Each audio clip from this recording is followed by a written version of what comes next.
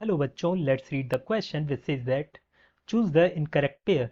Option A, globular head of myromycin, activity phase enzyme. Option B, thin fibrous membrane holding M-line thick filament in A band.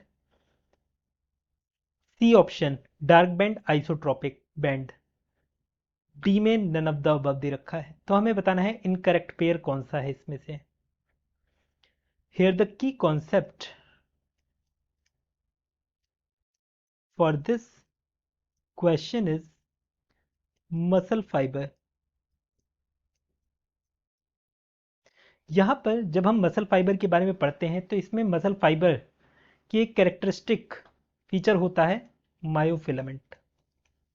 Myofilament या myofibrils इन्हें हम कहते हैं.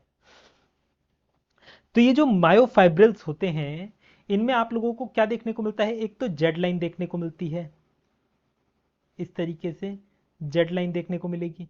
इन Z line के बीच में यहां पर आप लोगों को एक्टिन देखने को मिलेगा, यहां एक्टिन देखने को मिलेगा.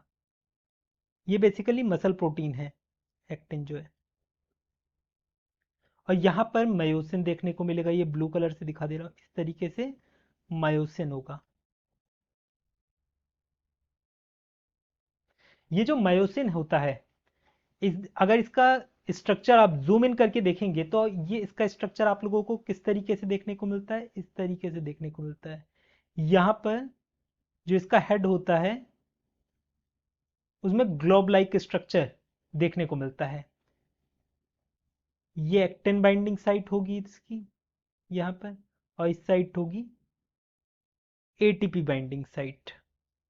इस तरीके से इस पे ये देखने को मिलेगा.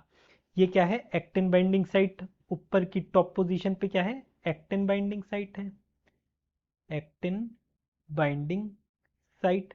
और यहां पर एटीपी बाइंडिंग साइट ये है, एटीपी बाइंडिंग साइट.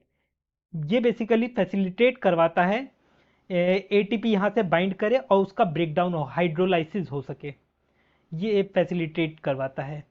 तो यहाँ पर ऑप्शन ए में देखिए क्या देखा है, globular head of meromyosin active ATPase enzyme. हाँ, यहाँ पर ये एटीपी का हाइड्रोलाइसिस को फैसिलिटेट करवाता है, एटीपेज एंजाइम की एक्टिविटी दिखाता है. तो यहाँ पर पहला करेक्ट दे रखा है.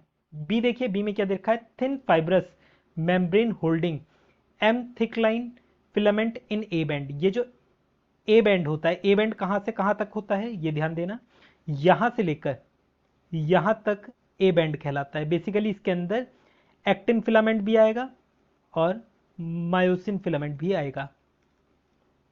इस पूरे को हम क्या बोलते हैं, ए बैंड कहते हैं.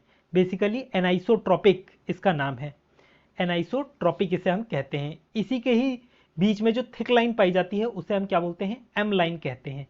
तो ये वाला स्टेटमेंट हमें करेक्ट दे रखा है.